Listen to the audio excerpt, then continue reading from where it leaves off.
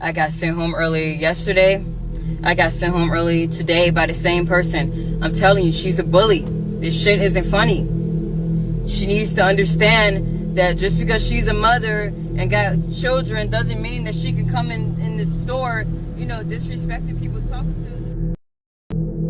So on the morning of July 10th, 2025, this 26-year-old woman named Afeni Muhammad shows up for her shift at the McDonald's on 9 Mile Road in East Point, Michigan. From what most people say, she was just a regular employee, nothing out of the ordinary. But by the end of that day, she'd be facing life in prison. It was just before 8 in the morning when she and her manager, Jennifer Harris, got into some kind of argument. Now, Jennifer was 39, the manager at that location, and honestly, she sounds like one of those people everybody knew and loved. She'd been working at that McDonald's for 15 years, running the place while also raising 6 kids on her own. People who knew her described her as hardworking and genuinely kind. Her pastor said Jennifer's smile could light up a room and that she was basically like a daughter to the whole church. She was the kind of person who was either at church, at work, or with her kids. Just a really devoted mum. Anyway, during the argument, Jennifer told Muhammad to go home early. No one knew at the time how serious that would turn out to be. A little while later, Muhammad went out to her car, grabbed a big kitchen knife, then came back. And it gets even worse. Surveillance video and witnesses say she slipped back in through the employee entrance, wearing a hooded mask to hide her face. The second Muhammad came back in with that mask on, things turned violent fast. Witnesses say she went straight for Jennifer, grabbed her from behind, and in a split second pulled out the knife. She stabbed her as many as 15 times. Jennifer screamed and went down, and the whole place just erupted into chaos. Out in the drive-thru, a customer sitting at the window actually saw it happen. He had a gun on him, legally carried, so he fired one shot through the glass trying to stop her. The shot didn't hit anything, but it was enough to freak Muhammad out. She dropped the knife and ran out. The guy chased her into the parking lot, tackled her, and held her at gunpoint until police got there just a few moments later.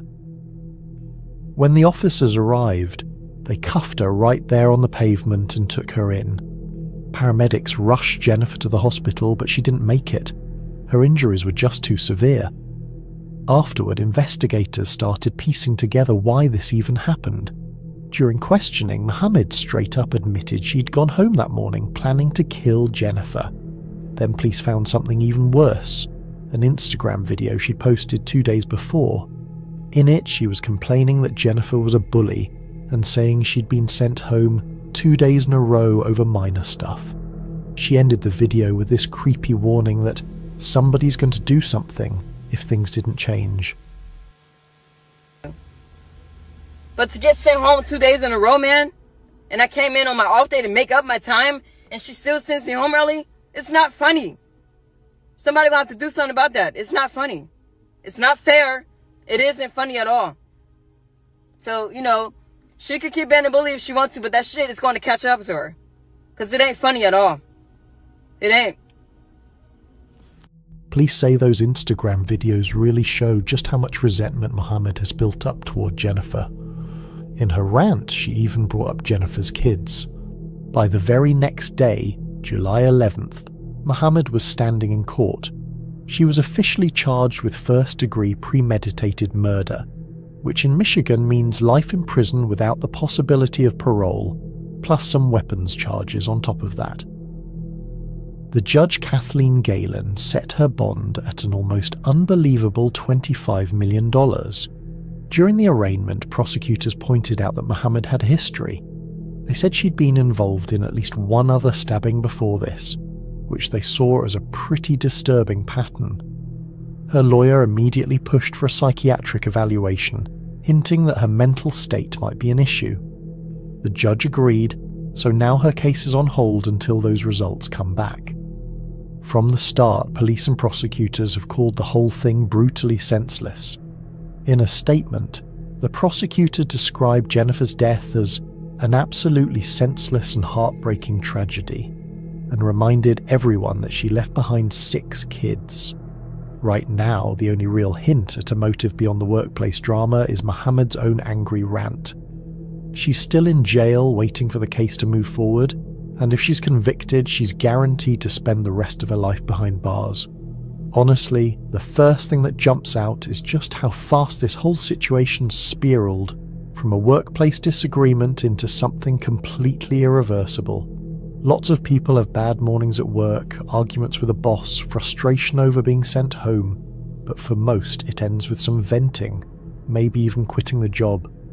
In this case, Mohammed's decision to not just leave but come back armed, masked, and clearly intent on violence shows that she had crossed a line long before she even stepped back inside. That's not a heat-of-the-moment reaction. The fact that she admitted in interrogation that she planned to kill Jennifer after leaving the store confirms it wasn't some impulsive loss of control. It was premeditated. What makes it even harder to process is who Jennifer Harris was. By all accounts, she was someone deeply rooted in her family, her church, and her community.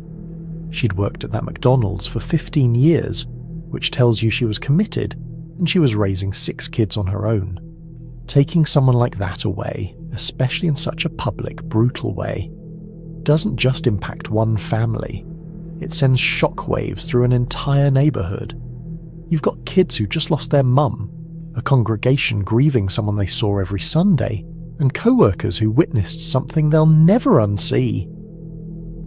The senselessness of it makes it all the more tragic because it's not like there was some unavoidable clash.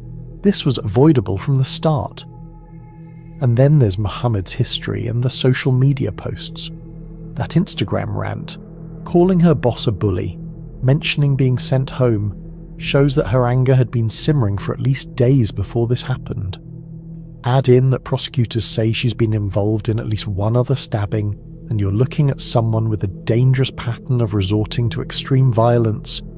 The defense asking for a psychiatric evaluation makes sense, because either she's deeply unstable or she's just extremely willing to act on her anger, and both possibilities are alarming. But regardless of what that evaluation shows, the outcome is the same. A devoted mother is gone, 6 kids are left without her, and one decision in a McDonald's parking lot changed multiple lives forever.